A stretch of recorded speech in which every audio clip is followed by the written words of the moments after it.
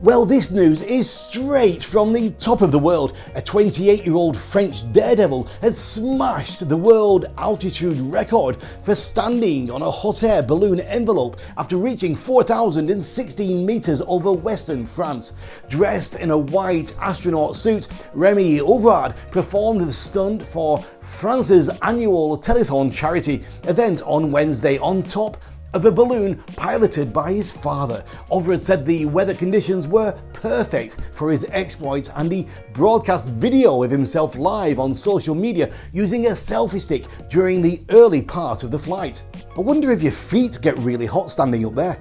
I don't know. Tell me what you think in the comments. Good to hear from you. So before we show you all the content we have in this week, please hit like for us and also share and subscribe to our channels. My name is Regan Tetlow and this is Sports News.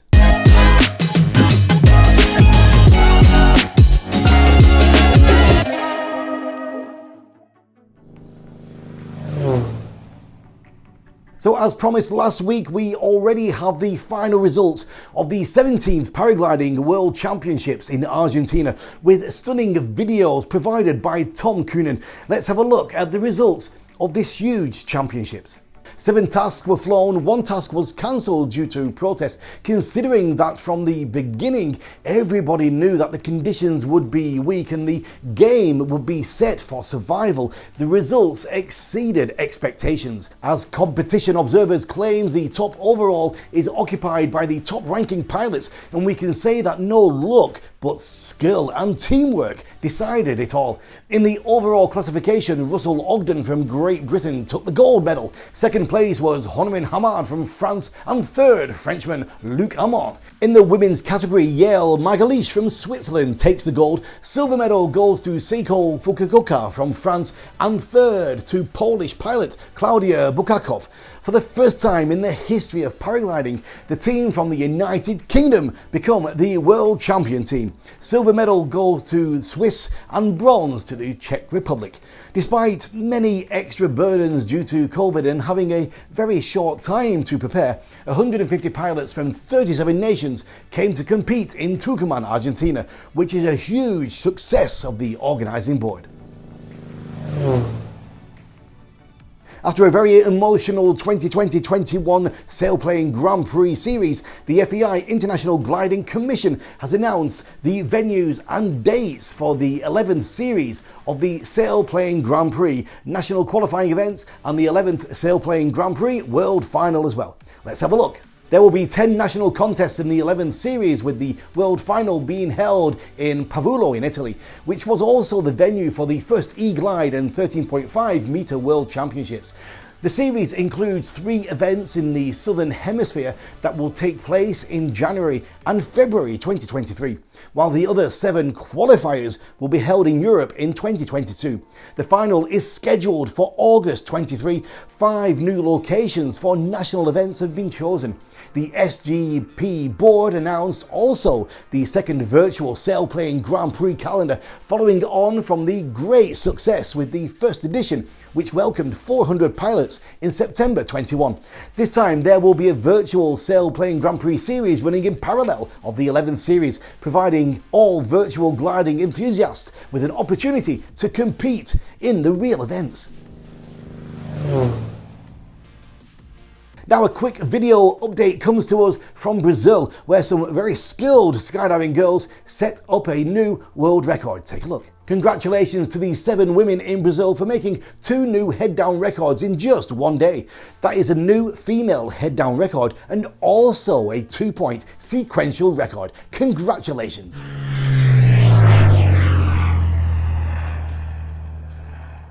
My first special guest this week is a member of the United States Army Golden Knights 8-way formation skydiving team. Until recently, she was a member of the Golden Knights female 4-way, which in 2012 was the first all-female team to medal in an open FS at the USPA Nationals, and in 2016 took gold in women's 4-way FS at the FEI World Championships.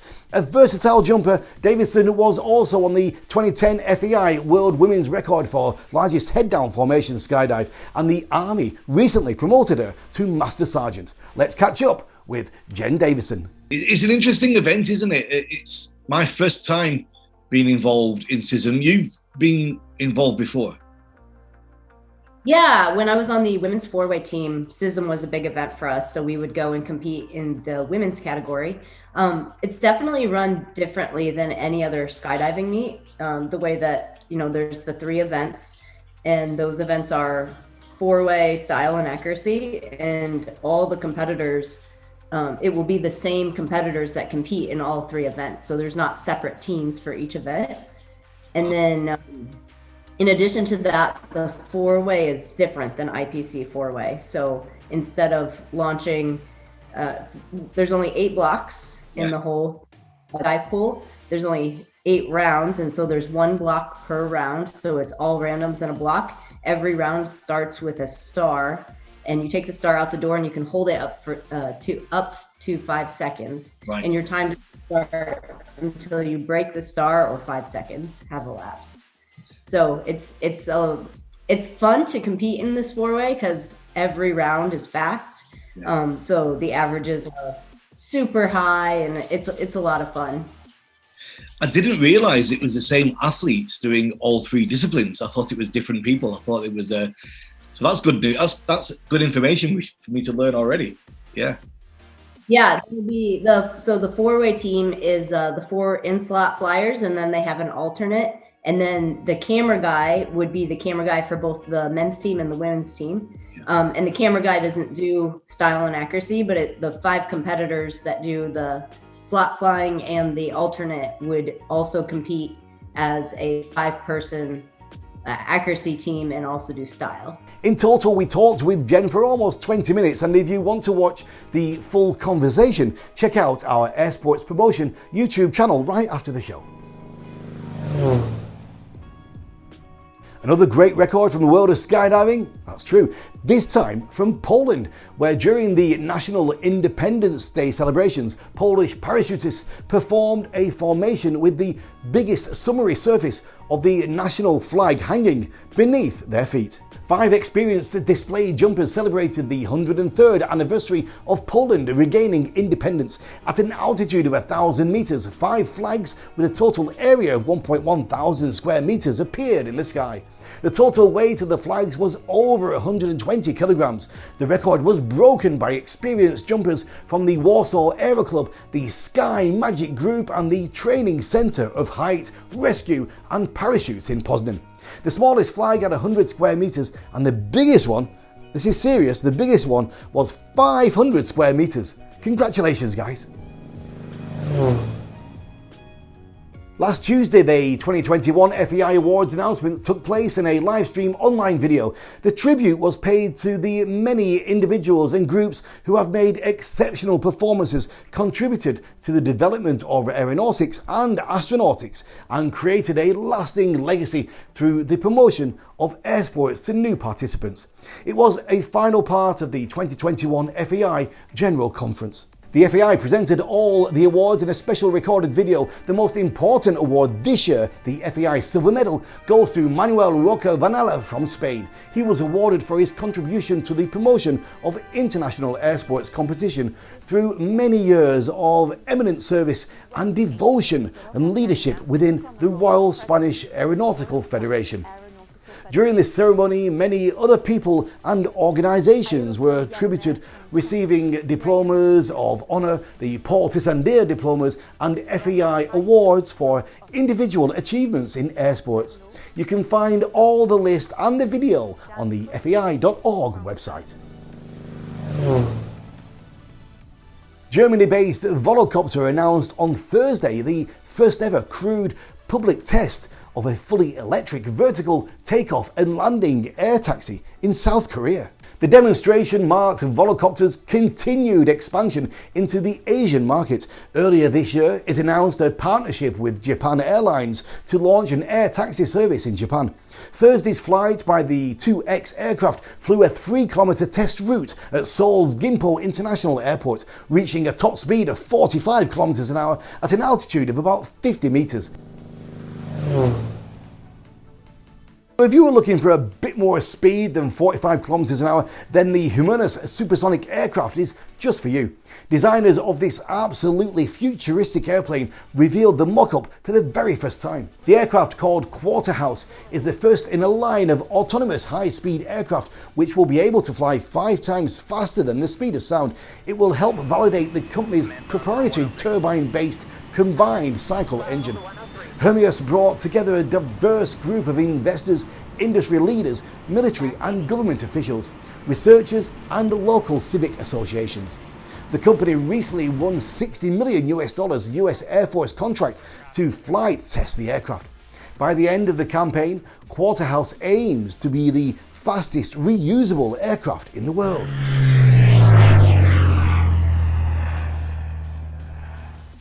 Two weeks ago, we informed you that the European Skydiving Symposium will be held in Warsaw in March 2022.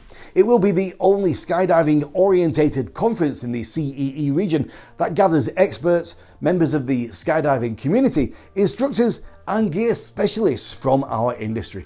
And today, I had the privilege to speak with Marta Molenski and Arik Mayer-Małecki from the Symposium board. Let's take a look. Marta, ladies first. Tell me what's going on. Tell me about the symposium. Was last year the first one? It was the last year's symposium that was organized just before COVID, but that was not the first one. Right. The first one was 3 years ago. Maya, can you just correct me if I'm wrong? The first edition was organized in 2018. But it was the very small event. Only 70 people participated in this event, and it was dedicated only for the tandem pilots and the camera who works with the tandem. Right. And that got a good reception. It's good to get everybody together and discuss topics and get feelings from people of how things are working. But the next one, just before COVID, I managed to call in with the team from Air Sports Promotion. We were going to Wrocław and we spent a few hours there. It was a good event. You had a lot of things going on. Yeah, we had approximately 360 participants, I think. And a lot of sponsors came as well for the Expo area. The main difference between our event and most of the big skydiving events that we already know is that our symposium is a conference. It's not a fair trade where you can go around and focus on the exhibition area only, and some seminars are just an addition.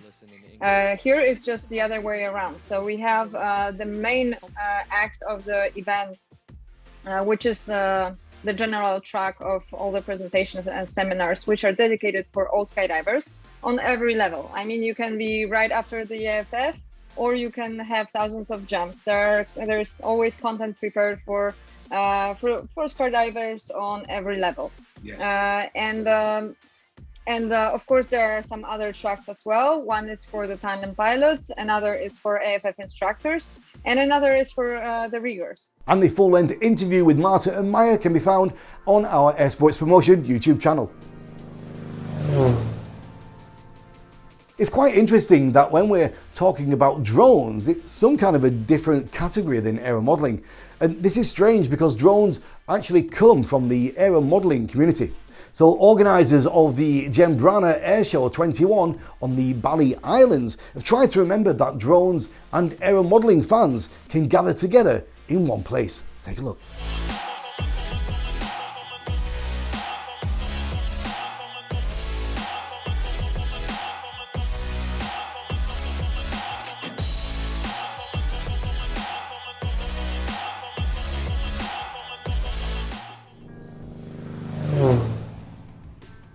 So in the world of cars, we already know that diesel and petrol engines will soon be completely replaced from the roads and exchanged for electric motors. But what about the world of big aviation, where electric engines are still too weak to be competitive? Here's the answer. Brazilian airframer Embraer has announced concepts for its Energia line, described as the family of 9, the 50-seat aircraft using an array of propulsion technologies, including hybrid, hydrogen, dual-fuel gas turbine and electric systems. The first of these aircraft are projected to begin customer deliveries sometime between 2030 and 2040. For now, Embraer is suggesting that the longest-legged members of the Energia family could have a range of 500 knots. It's hard to imagine what aviation will look like in 2040, but we do know the history of aviation, so let's move on to our Hall of Fame section.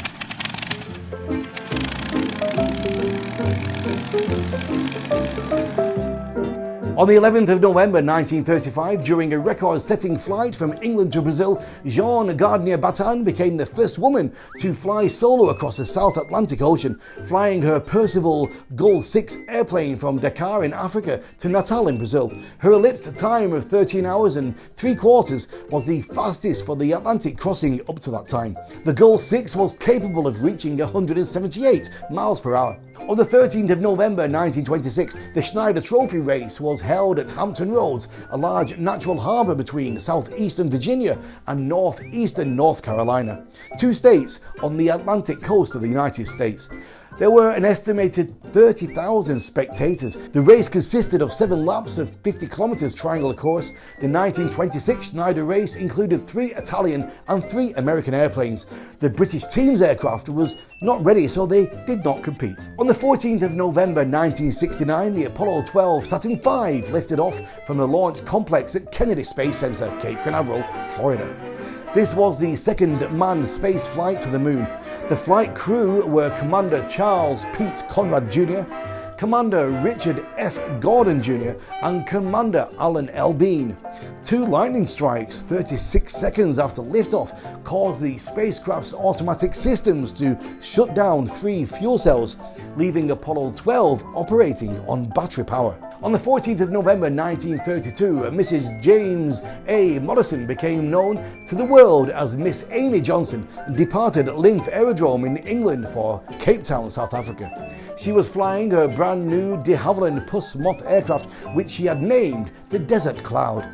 The standard type of this aircraft had a range of 430 miles, but the Desert Cloud had additional tanks which increased its range to over 2,000 miles.